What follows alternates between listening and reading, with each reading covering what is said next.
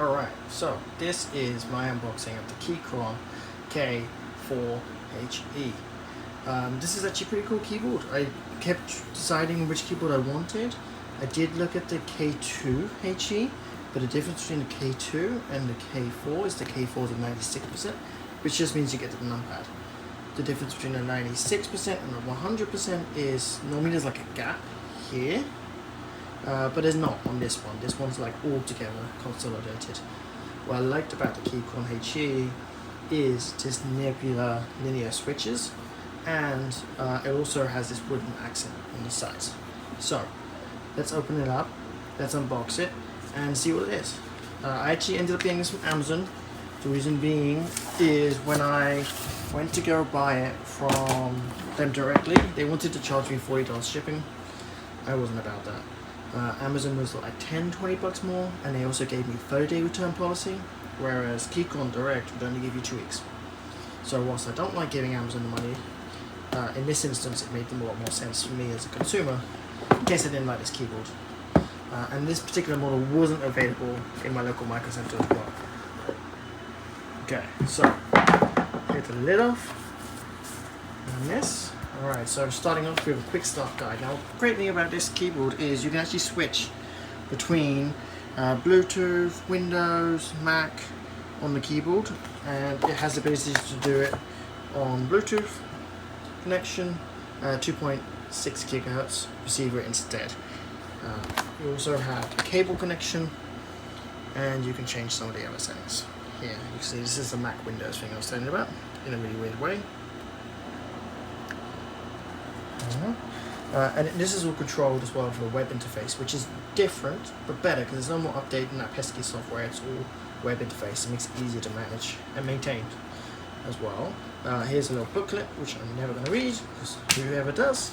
There's a little box here at the top and accessories. Let's see what we got here. Let's get it out. Alright, so we got a USB cable. This is pretty short actually. USB-C to A is not 2.0, sorry 3.0, it's 2.0, so slightly slower speeds. I would have liked a longer cable, but that's okay. We got a key puller tool, which is great, very nice to include that. A lot of people did say this wasn't the best tool to use, but it's okay if you don't have one. It's basic, so for me that's perfect. A little toolkit here, screwdriver, Allen wrench. I don't need those, but it's okay. And then the keys. These are what looks to be the Windows keys.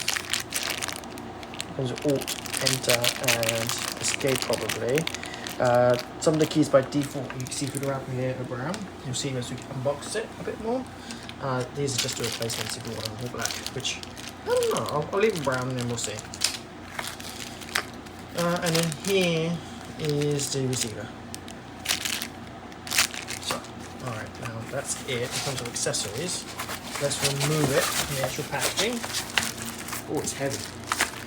Got a good amount of weight to it. That's the first thing I noticed when I'm removing it.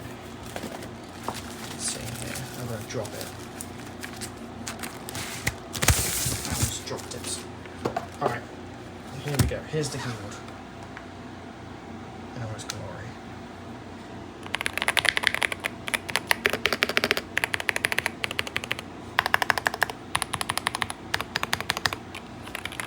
Nice feel to it, super natural, clean feeling.